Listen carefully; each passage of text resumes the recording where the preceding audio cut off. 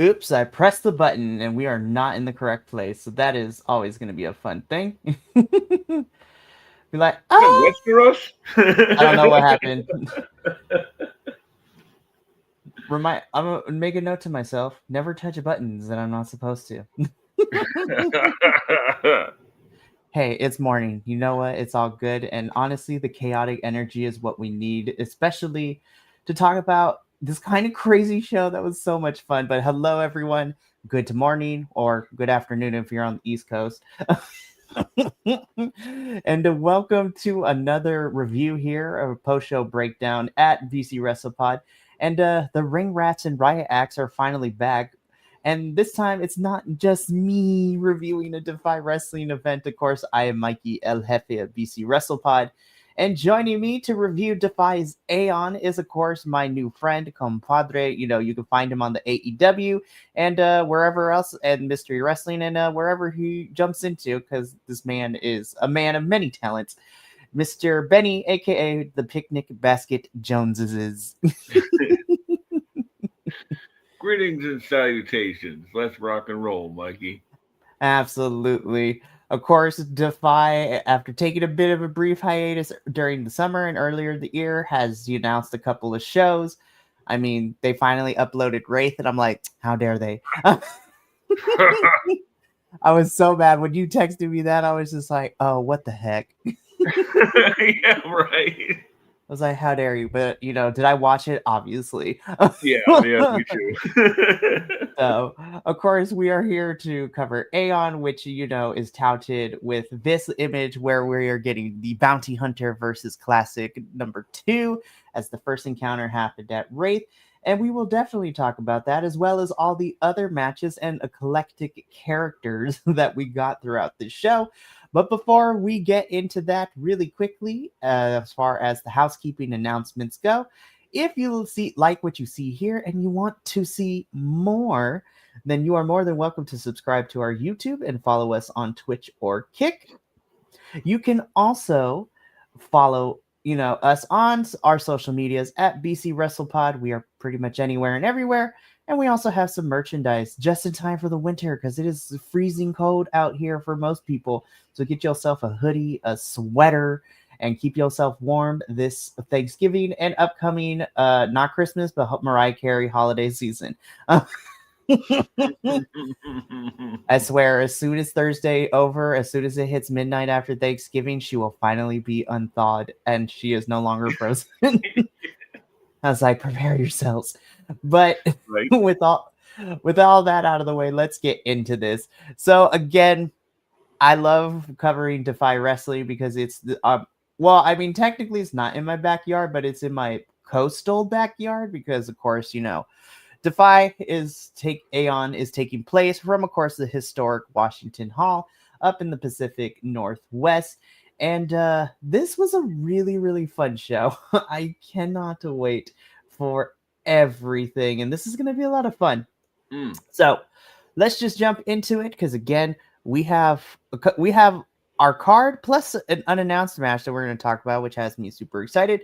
But let's just kick things off. We opened up Aeon with a singles match. Of course, this is one half of the Defy Tag Team Champions, and of course, over in TNA known as Sinner and Saint, we have Travis Williams taking on the legendary Jack Evans. And then as soon as I saw this on the card, I'm like, I've missed you, Jack.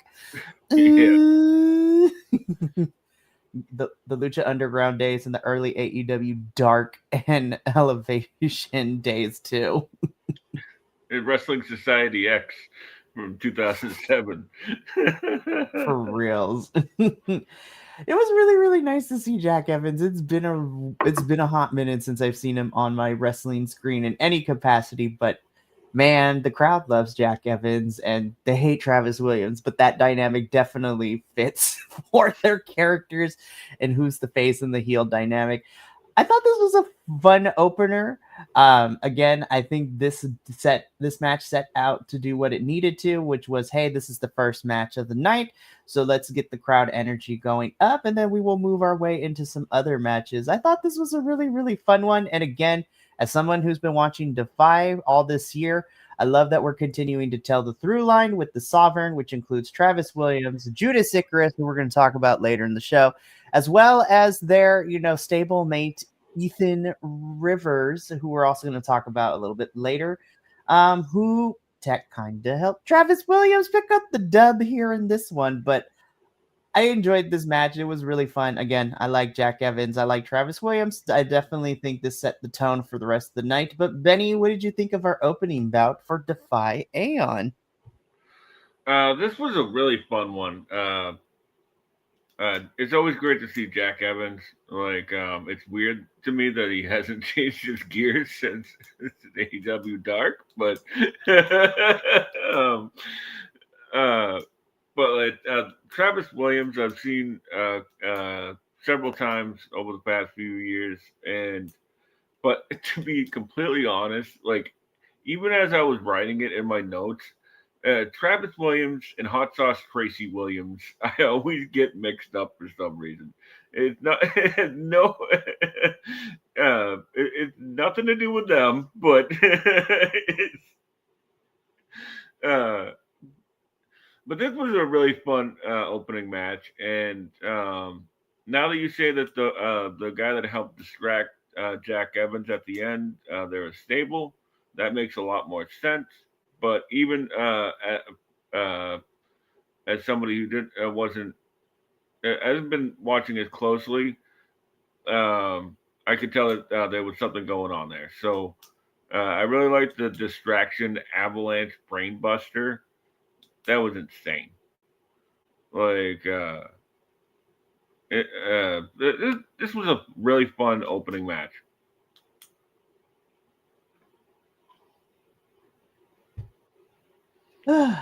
And yeah, I 100% agree. But yeah, this is a lot of fun. And again, we will be talking about the other members of the Sovereign as we go on through this bout. So again, Travis Williams picks up the victory over Jack Evans, and that we get to move on to our next bout, which of course this was just as chaotic too, especially at the end.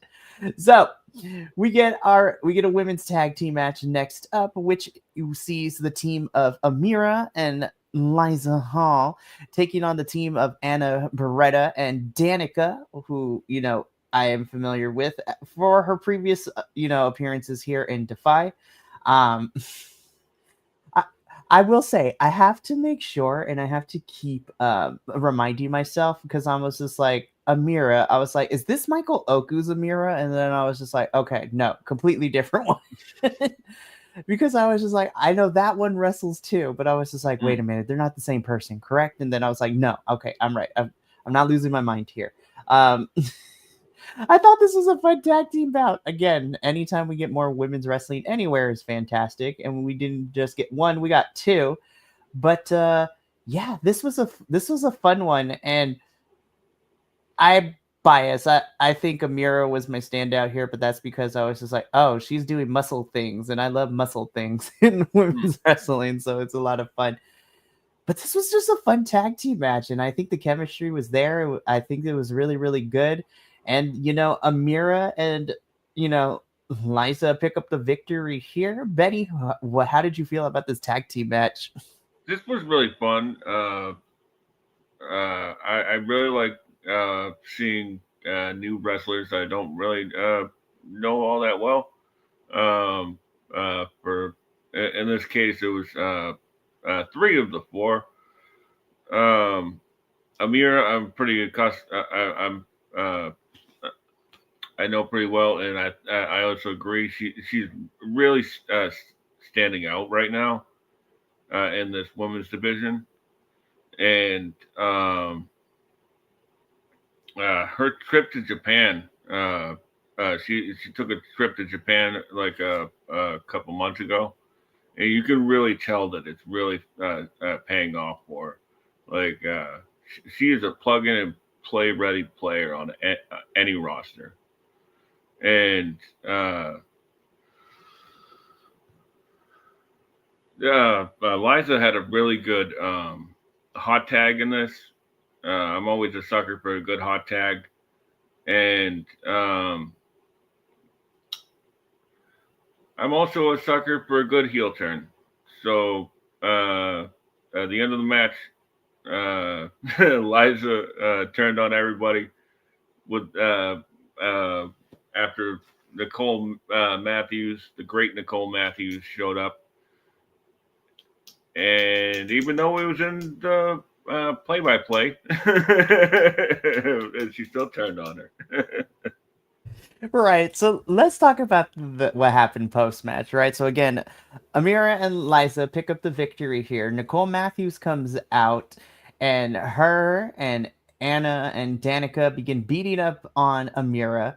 Liza comes back in to even the odds, and then she turns. And it's a 4-on-1 situation where they all beat up on Liza.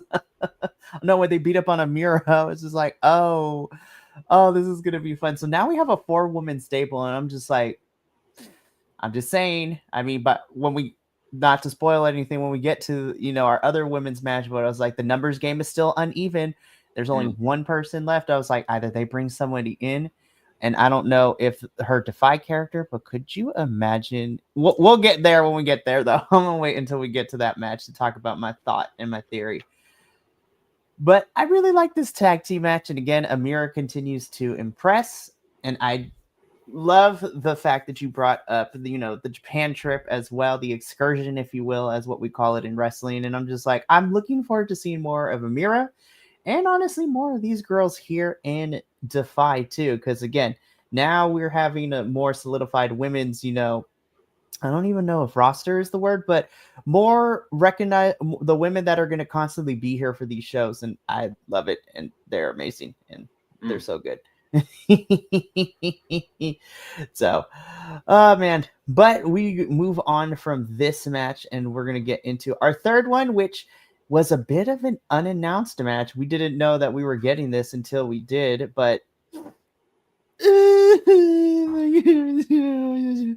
listen, it never in my lifetime as a wrestling fan did I think that within the span of a year I would never see a wrestler retire and then also see their child make their debut in wrestling in the same, like, within that short span of time. So we get this singles match next where we first we get Kieran Gray, who I don't know where he got this coat. I don't know what this character is, but immediately by presentation of the entrance, I was just like, and what his whole shtick getting into the ring, I was just like, oh, I'm here for Kieran. This character is everything. I was just like, I love this character.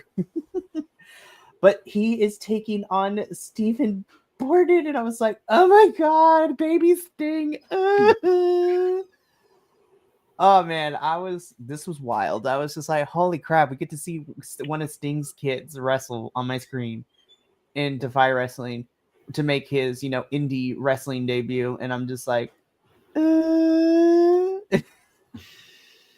And this was a stellar match too. Holy crap. Because, okay, there's a stigma when we get, children of wrestlers who get into the business. They're usually, looked at with underneath a microscope. And, I feel like people are a little bit harsher on them than they should be. But I was like, all right, you are Sting's child. Sting is beloved to a lot of different folks, a lot of different people. So, Steven, how we going to do this? And you know what? Him and Kieran brought a really good match out of each other. This was so good and so solid. I was just like, no notes, claps all around. I really dug this match. Benny, it's crazy that we get to see Sting retire last year, and then we get to see his son independently wrestling debut this year. Like, what a time to be a wrestling fan, honestly. Seriously.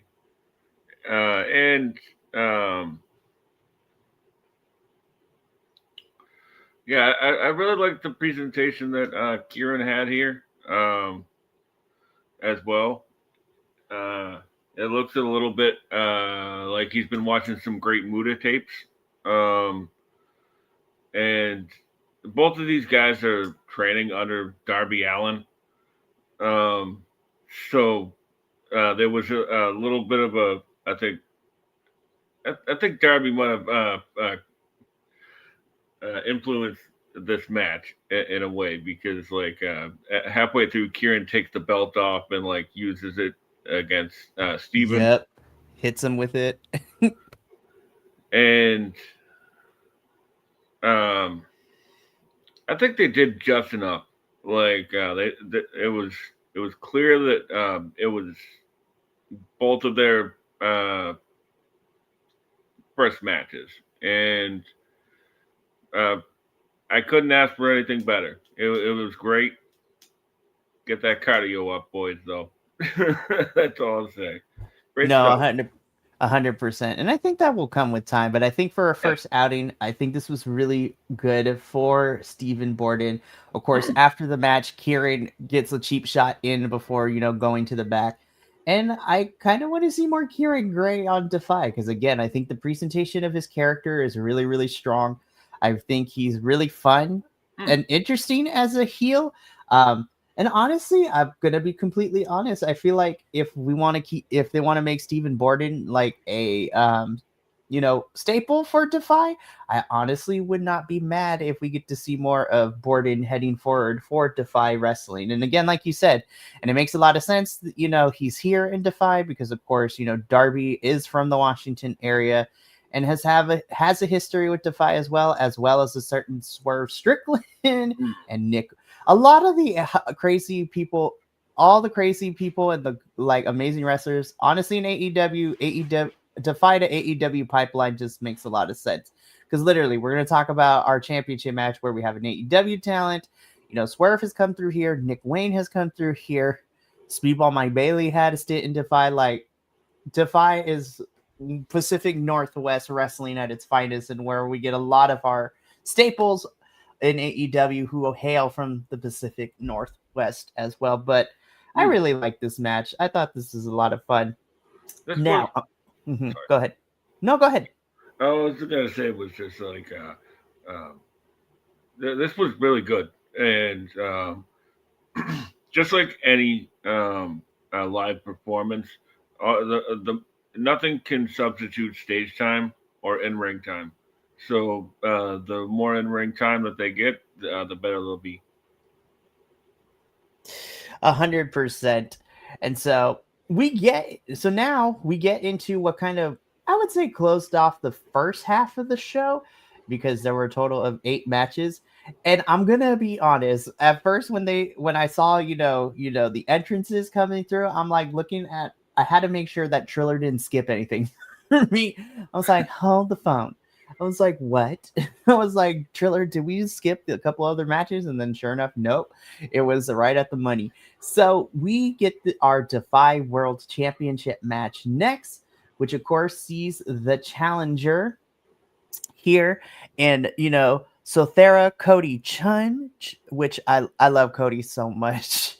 He and Guillermo are part of one of my favorite tag teams in Defy, known as C4, who we would see come out later in this match, taking on the champion, Brian Keith. And oh my god, I love this match so much. This was my match of the entire card, and that's crazy because none of the matches on this card were like not as great, but holy crap, these two threw down. And this is all I have to say is I need this Brian Keith in AEW, like honestly, because oh my god, they took it to each other. Mm. Yeah, like I love Brian Keith's. I hate to say moveset, but like he really doesn't do anything big until he has to. Like he throws a lot of chops and a lot of forearms. Uh, but like once he throws that big boot, like things are about to pick up, and I really like that about him. He's very how do you say living embodiment of Masawa. Like his moveset is very very King's Road style rest Japanese. Right. It's also very calculated too, Mm, because again, Brian Keith, like you said, he's not a big flashy person in his move set, but it's very calculated. He does a lot of the chops, and that kind of quote unquote breaks down the defenses, and then he picks the right times to, hit that big boot, hit the knee strikes, and then do like more of the power base to kind of like types of wrestling moves to make sure the opponent stays down. And honestly, I feel that kind of works against with Cody's style of wrestling too, who is, you're more, I'm going to go to the top rope and hit you with cutters. I'm going to go flying at you. I'm going to try to take you down with, speed. This was a mix of power and speed. And of course, that's one of my favorite kind of wrestling trope dynamics in any match. And I feel that this definitely delivered too. Of course, throughout the match, we would get some shenanigans, of course, where we would have the Sovereign make their way and kind of just like mess around. First Travis Williams going after Cody, and then Judas Icarus going after Brian Keith without the opponent knowing what literally just happened. But you know what? I was just like, where is this going? Because it's not really going the way that it's supposed to. And then sure enough, when we get to the end of this match, it's like, there it is. Yeah, I thought that they had really they told us a smart story that will probably pay off later on down the road on a different DEFY show, which was really fun. And I was doing a little bit of research on Cody Chun, and I guess he and Guillermo were both trained by Buddy Wayne, Nick Wayne's father, and which I found really neat. No, which is really good. And again, it makes a lot of sense too, because before coming to AEW, Nick was heavily here in DEFY. And I mean, it's also his hometown too. Literally, he is also a Washington native, just like Darby and Swerve. And so it makes a lot of sense. Yeah, definitely.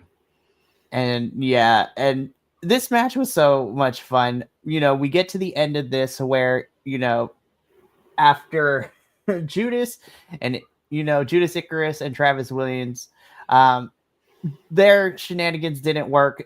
Of course, cue Evan Rivers to come in, and then the whole entire Sovereign begin to attack, which prompts Guillermo to come out to even the odds.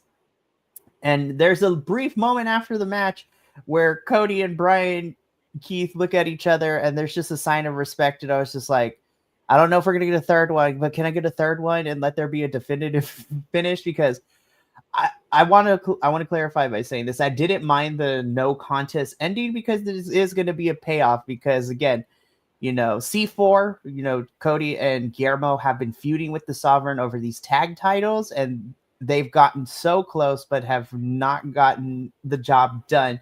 So hopefully this does set up for a tag team rematch between the Sovereign and, C4.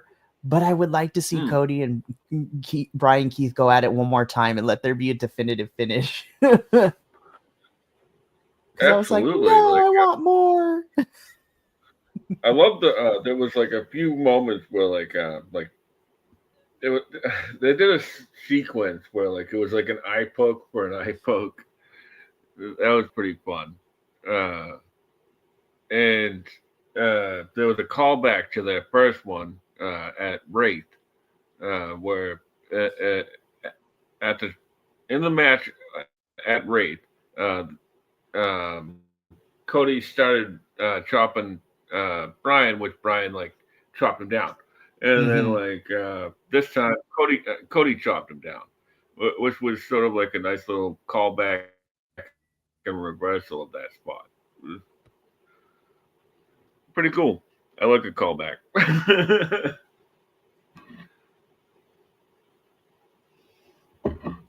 Yeah, this was definitely a really fun match.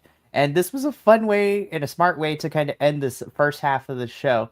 I will say this here. I feel that, after this match, not to say that all the other matches were inherently bad, but I felt that, at least for me, I was looking at my clock. I was just like, this is only the first hour and a half. We still got an hour and a half to go.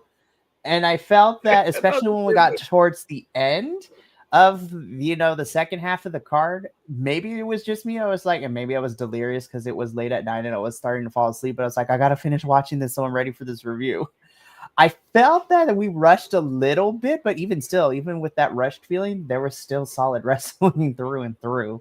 But so let's just get into that. So we have this championship match to close out the first half of AEON. And then we open up the second half of AEON. And this is where we get, I was like, the Pacific Northwest weirdos have arrived, and I am here for it. Because, oh my God. Listen, sometimes wrestling matches just need to be fun and stupid. And this is right up my alley because we get this tag team match, right? And so I am very familiar with, well, of course, I'm very familiar with the heel team. Of course, we have Evan Rivers, who is, part of the Sovereign. First and foremost, his entrance gear, I was just like, this is the most like Ziggy Stardust thing I have seen, and I never get tired of seeing him come out in this. I'm just like, this is what happens when you mix like David Bowie with a Space Odyssey and Pan's Labyrinth. I was just like, this is ridiculous. And then there was a moment I was like, hold up, is this man wearing purple contacts? Because I was just like, what is going on? Or if it was just the lighting. And then of course, Griffin McCoy does a lot of wrestling. I have seen him before in a lot of GCW shows, him and his stupid mustache. And then of course, Top Guide Time is his thing, which I love. But then the heroes of DEFY Wrestling come out. They are my heroes. Mr. Matt Brannigan, who I love, but of course, our lovable weirdo hero, Randy Myers. I'm just like, yes, Beetlejuice, get it. I love Randy so much. He's my favorite character in 2025 that I discovered. I love him so much. He's so fun. Yeah, I totally agree. I love this screenshot here where it looks like Mr. Bean as well. For real. So I was just like, what is happening here? And again, like you brought up, this match was just full of wrestling shenanigans. We had eye pokes, we had low blows, like Randy Myers, quote unquote, did a duck walk. I was like, what is happening in this match? Oh man, this was just fun, and I was just like, I love you, DEFY. Keep bringing Randy Myers and Matt Brannigan because I was like, are y'all wearing a muumuu? Like, what are we wearing a chiffon silk robe? Like, what's happening? And the funny thing is we have these characters, and the wrestling was so good though. Well, they say, like, you have to have know the basics before you can break the rules, right? Like, right. I think like it was like Effie's Big Gay Brunch 10 in Las Vegas, like where I first saw Randy Myers, and I was like, who's this guy? And then it was like, he's like I found out he wrestles in the Pacific Northwest, and I was like, okay, I'll check some of that out. And I completely agree. He's definitely one of my favorite finds of the year. That guy is fantastic. Like I think the first match I saw was like him versus Danhausen, and I was like, I'm in love. Like, 100%. No, I love her. Yeah. Yeah, like and like Matt Brannigan, it's a pretty funny gimmick. Like he's supposed to be a drunk guy, like like and not like in a frat house kind of way. It's like, it's again, it's like his appearance, it was just like, oh, okay, he's a wrestler, he got this, he's a drunk wrestler, that's fun. And then when with him and Randy's entrance, what they were wearing during the entrance, I was like, this is giving me like someone's auntie or grandma on like, sipping spiked lemonade on like either a Malibu beach or even like on a porch down in the South. I was just like, this is someone's grandma and auntie right here, but in the form of a male wrestler. I love it. Like I actually had to pause it for a minute because of the spot where like Randy comes, Matt Brannigan comes out with like a drink with a umbrella in it, and like he pulls out the umbrella and like puts it over his head, and like the guy like pours the drink over his head. It's like, oh my god, brilliant. And this was so smart of DeFi to have this kind of open up the second half. Of course, shenanigans abound. Evan Rivers and Griffin McCoy win due to a low blow. But I'm just like, yes, Randy and Matt continue to be on my screen. And Evan and Griffin, this was fun. This was fun all around. And I applaud all four of these boys for doing the thing, because this gave me good wrestling, but it also gave me some good laughs. Yes. Oh my goodness, this was great. So from here we get into our sixth match, but the second match of the second half. And listen, anybody who has been watching either AEW when we did Ring of Honor weekly reviews or even our DeFy, y'all know that I love me some Vert Vixen. I think she is fantastic. And then we see her taking on Rebel Kell, and I'm just like, this match was so much fun. And again, even though the running theme is like, oh, we have lots of shenanigans. This is, spoiler alert, this is like the second no contest we get of the night. But again, it's building up to something, and there is going to be a payoff. But before we get into, the girl squad beating down Vert and Rebel, in the match, for what we got, again, I love Vert, because she's been popping up everywhere, GCW, AEW, she's just a phenomenal wrestler that I feel like more people need to keep an eye on her. And you know what? This was my first introduction to Rebel Kell, and I liked what I saw too. This was fun. I had a good time with this one. Benny, what did you think? Yeah, I agree. I always enjoy seeing Vert Vixen. She is probably one of the best wrestlers in ring, or polished, the most polished wrestler in ring of one of on the independent right now is what I'm trying to say. And Rebel Kell, this was also my first introduction to her. I don't think they had very good chemistry, but this match was really good in spots, like the chain wrestling and stuff like that. Mm-hmm. This was fun, but as you said, went to a no contest because of that damn Nicole Matthews. Yeah, and I have to agree. I feel that the chemistry definitely was off, but then again, because of what we got at the end, I was like, okay, this match was here just to be a vehicle leading into that. So, like we said, the girl squad led by Nicole Matthews and Nicole Matthews and the girl squad come in. They beat up on Vert Vixen and Rebel Kell. It is a 2-on-4 situation. And then Amira comes out with the chair to kind of, her and the chair make up two people. So then it's a technical 4-on-4.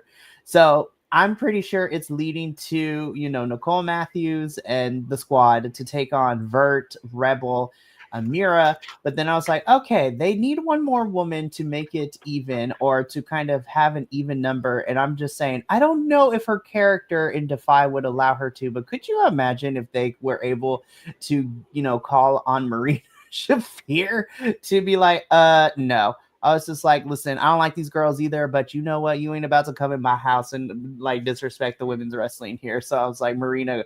Honestly, Marina and Nicole Matthews would be kind of fun to watch. I'm not gonna lie, but definitely. It is, yeah, and it is setting up like this 4-on-4 that we might get, before the end of the year or going into next year. And honestly, I'm okay with it, because I'm like, hey, that's 8 women right there. You have Marina, who is still the champion as well, who makes it 9.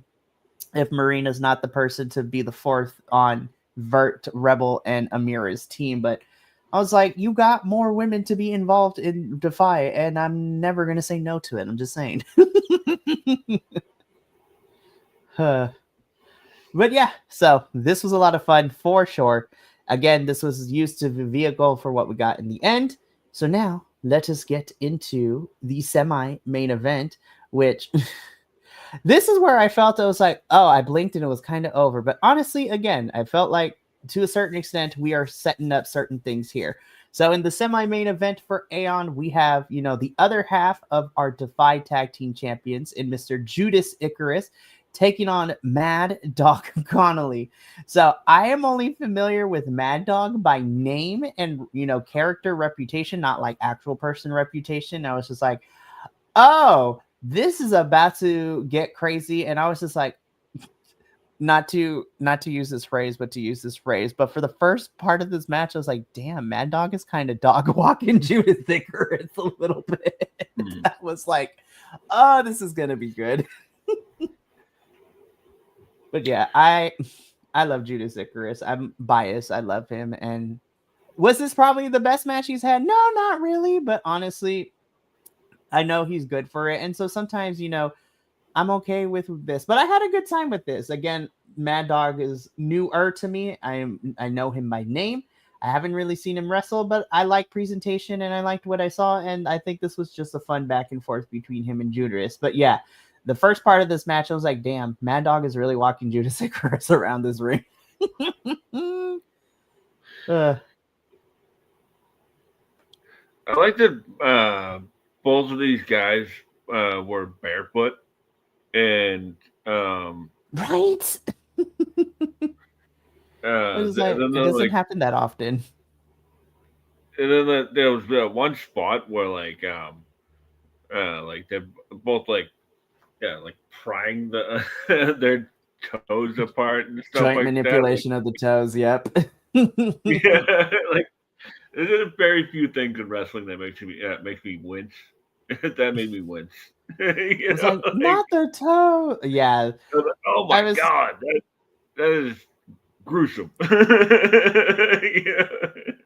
I think it's a very interesting thing in terms of like wrestling psychology. It's just like arms and legs, like getting hurt. I was like, oh, okay, that kind of makes sense. But then watching fingers and toes, I'm like, no, I don't want to watch it. Yeah. It's like small... speaking of which, I watched Su Yung versus Marina Shafir. Yes. Great, because I'm a huge Su Yung fan. Same. And there was one point where Su Yung grabs Marina's toes and wrenches them upwards just to get out of a submission. And I was like, man, what is whoever is running DEFY has a huge foot fetish.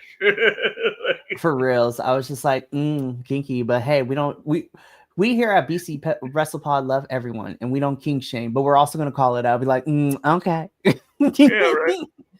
I'm not going to yuck your yum, but you do you.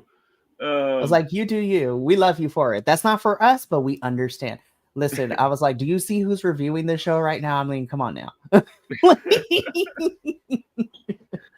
Oh, my goodness. Mad Dog, same thing is I've only heard of him and seen him around social media and stuff like that. This is my first time watching him, and I was like, wow, I like this guy. And he has a bit of early Taz in him,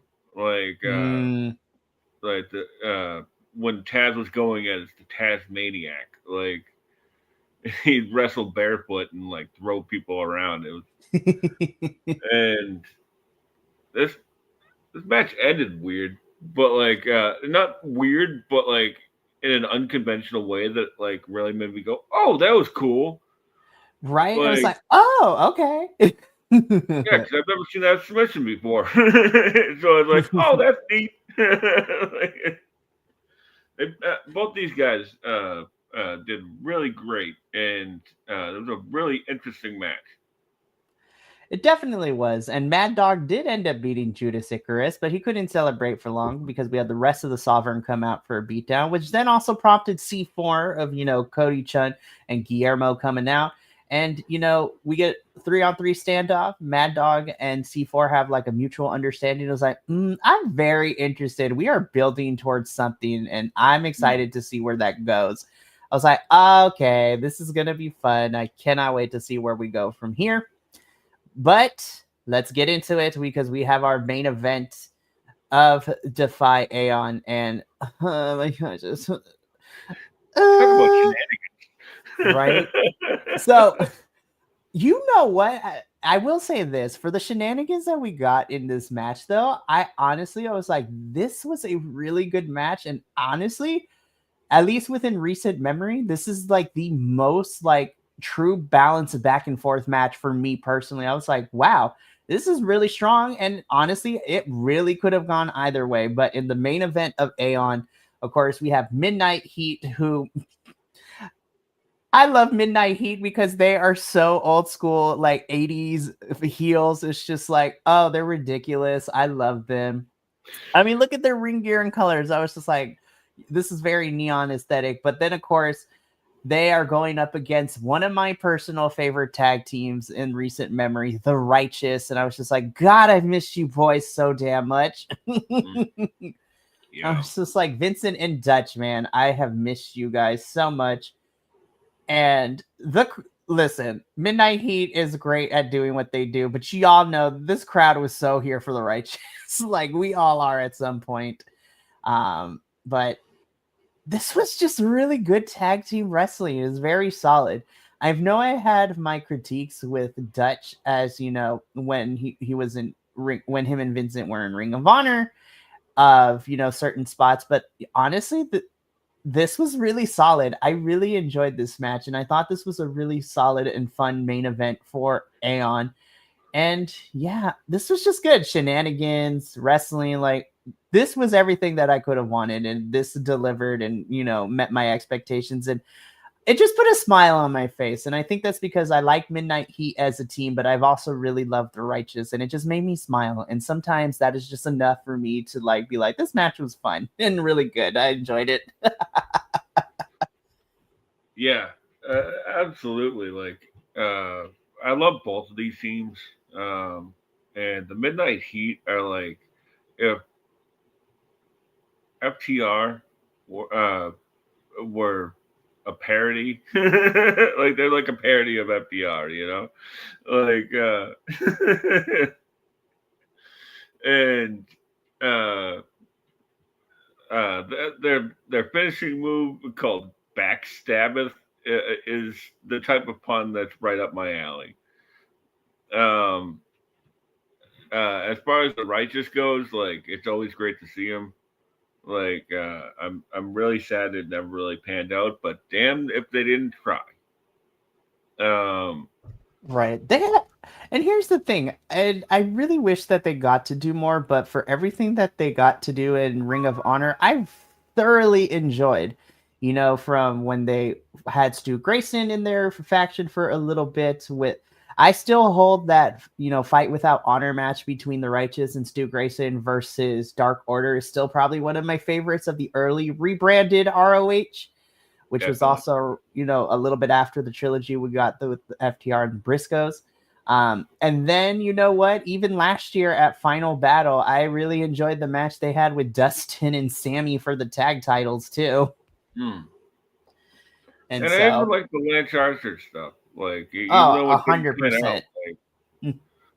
like they just had a great dynamic, and Mm-hmm. like but to be fair, Dutch should be the big man in the group. So, because like there was a spot in this where like I think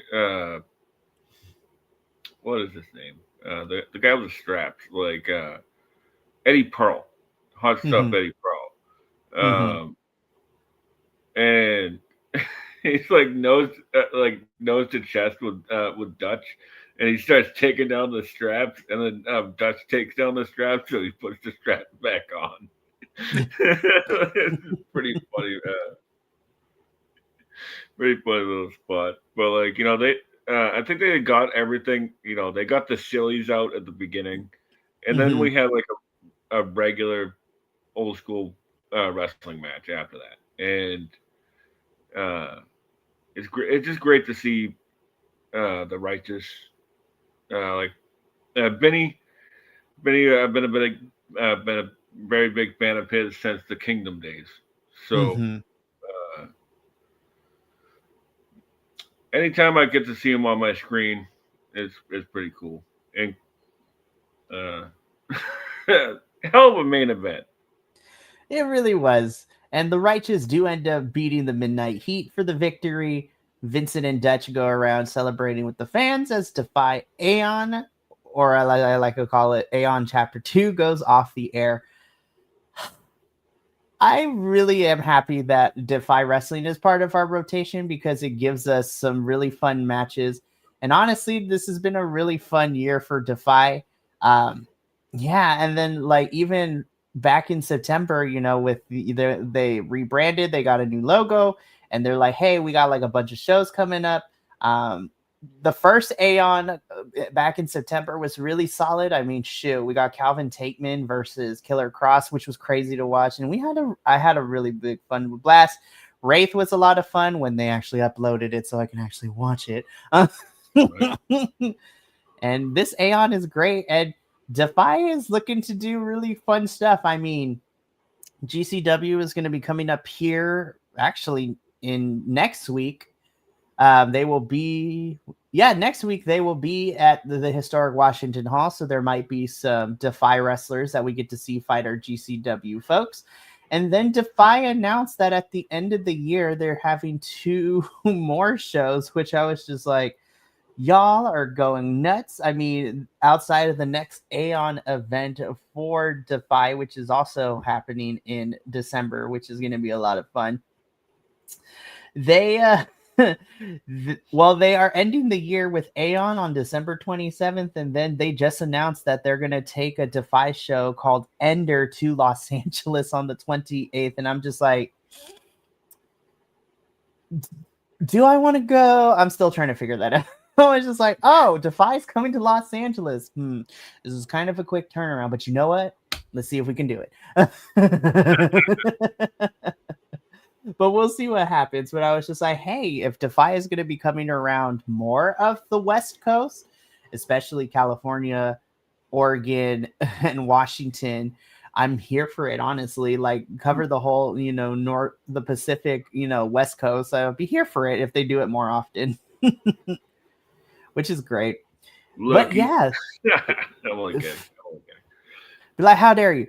No, honestly, I have to say this. I feel like the West Coast this year in 2025 has been very, very lucky and blessed with wrestling events in a lot of the promotions. Because I was like, normally, California, especially here in Southern California, normally we don't get a lot of like the big events out here from certain companies. But in this year alone, I have gone to pretty much every single event for every major promotion, both here in the States and international. Like, went to a TNA pay-per-view, went to my first GCW show, went to a WWE PLE with Money in the Bank, and I also went to Worlds Collide.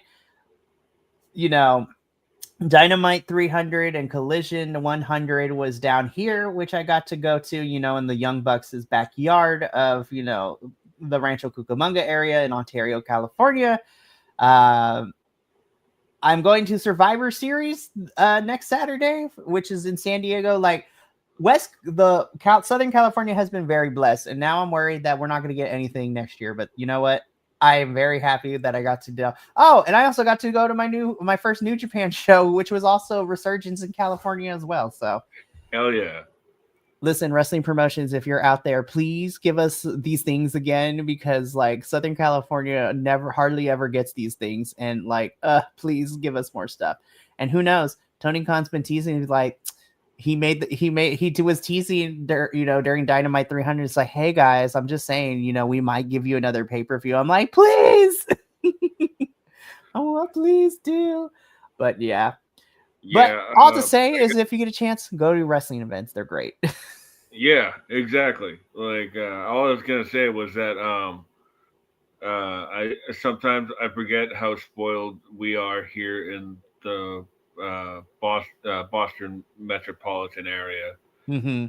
In New England. Like, sometimes we're you don't realize how spoiled you are until until somebody says, yeah, I had to drive 3 hours to go to that show, For sure. And I mean, I still have to drive out of my way to go. Like, sometimes it'll be an hour and a half or 2.5 hours, but I'm like, listen, it is worth it. But anywho, That's going to be it for us here for Ring Rats and Riot Acts. The next time DEFY will be having an event will be at the end of December. So we will probably be here, post Christmas time to be doing that.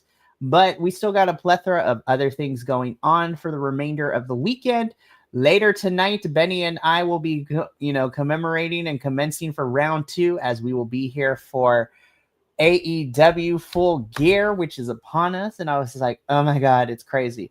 And the amount, I feel so bad for my AEW boys because the amount of times that I had to keep texting and be like, they added this match, let's make these predictions, who we got. Like, I was like, there's so many. And we were right during our review on Tuesday. I was just like, you know what? This is a solid 7 main event card. We got 2 matches on, Tailgate Brawl. And then what happened? Tony Khan over the last 72 hours added 2 more matches to Tailgate Brawl and 2 more matches to the main card. I was like, my butt cheeks is going to be sore by the end of this, but it's worth it. Yeah. I'm definitely going to be having a couple cups of green tea with some lemon and honey. That's for sure. Girl, me too. Like, well, and I say thankfully, I was just like, as long as it is, I am very lucky to be a West Coaster because it's going to start at 5 p.m. Pacific for me and we'll probably get done 9:30. But I feel bad for you and JVL every time we do these watch alongs. It's like, y'all aren't getting to bed until like 12:30, 1 o'clock at best. Yeah. Well, to be fair, it's the same deal every month. I mean, that's very, very true. Which is very true. But we were very lucky with, y'all in Texas and all in Toronto because they started like at 12 p.m. and we were all able to go get dinner and lunch after we were done. We were able to go get dinner by the time it was over. I was just like, oh, it ended at 4 o'clock. Cool. I'm going to go get an early dinner. Yeah, and then people were like, oh, there's some other wrestling on tonight. Oh, is there? That's cool. We're gonna watch a movie. For real, it's just like, oh, I'm done with wrestling. I have the whole evening to myself. But that is where we're going to be at tonight at 5 p.m. Pacific, 8 p.m. Eastern. And then tomorrow evening, the WWE crew will be here to, review Raw and SmackDown, which, what? I have as much as I have beef sometimes with the Fed, I was just like, Raw and SmackDown, y'all did the thing this week. I was thoroughly entertained. And then we will also be doing our predictions for Survivor Series too, because I was like, oh my God, that's literally next Saturday. So around this time next Saturday, I will be in a jacket, in a beanie, hopping my happy butt in the car to San Diego for Survivor Series. Listen, my goal this year, I mean, the show's going to be amazing, but I have gone and they've always ran out. I was like, my goal is to get this Penta mask because I want one. Darn it. I was like, darn it. Mask on Wednesday.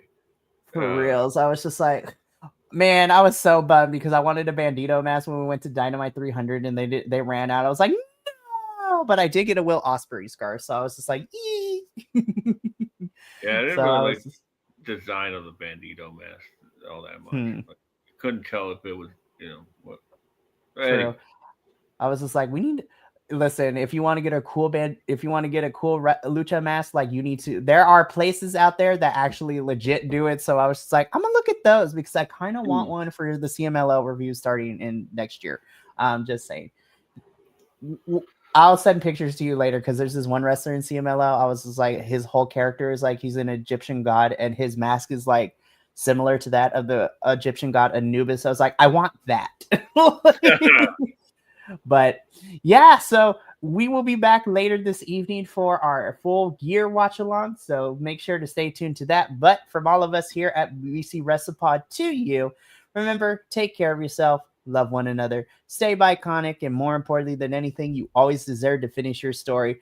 Again, we'll see you later tonight for full gear. But until then, sayonara, adios, and until next time, peace.